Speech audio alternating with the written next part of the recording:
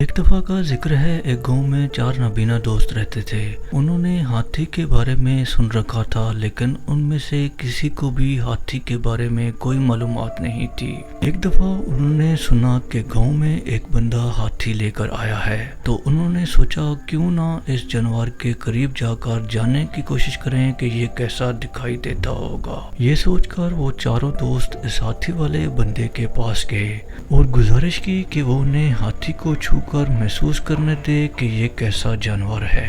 तो उस बंदे ने इजाजत दे दी। चारों दोस्त बारी बारी हाथी के पास गए। पहले दोस्त ने हाथी की टांग को छूकर कहा, दोस्तों ये जानवर तो एक मजबूत दरख्त के तने की मानद है। अब दूसरा दोस्त पास गया और हाथी की दुम को छू कर कहने लगा, नहीं दोस्त तुम गलत हो, ये तो किसी रस्सी की तरह लचकदार और लंबा है। फिर तीसरे नाबीना दोस्त की बारी आई तो उसने हाथी के कानों को छुआ और कहने लगा, तुम दोनों गलत फहमी का शिकार हो, ये तो किसी बड़े से परिंदे की तरह है। अब चौथा दोस्त हाथी के करीब पहुंचा, उसकी सूंड को हाथ से महसूस करके कहने लगा, तुम सब का अंदाज़ा गलत है, ये तो सांप की तरह लंबा और बालदार है। इसी बात पर उन चारों की आपस में बहस व तकरार शुरू हो गई। पास ही एक बूढ़ा शख्स खड़ा ये सब देख रहा था। वो उनके करीब आया और उनसे कहने लगा, तुम चारों अपनी अपनी जगह ठीक हो,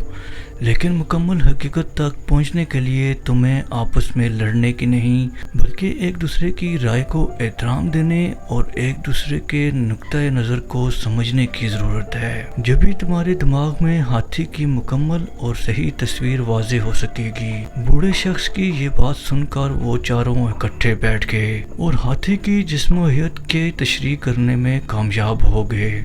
दोस्तों, बाज़ औक़ात हम दूसरे की राय को मुकम्मल तौर पर रद्द कर देते हैं, जबकि हो सकता है वो और आप एक ही चीज़ को दो मुख्तलिफ ज़ावियों से देख रहे हों। लिहाजा इख्तिलाफ राय के साथ साथ दूसरों की बात को तअम्मुल से समझें। हो सकता है आप दोनों की बात का आखिर में एक ही नतीजा अख़ज़ हो।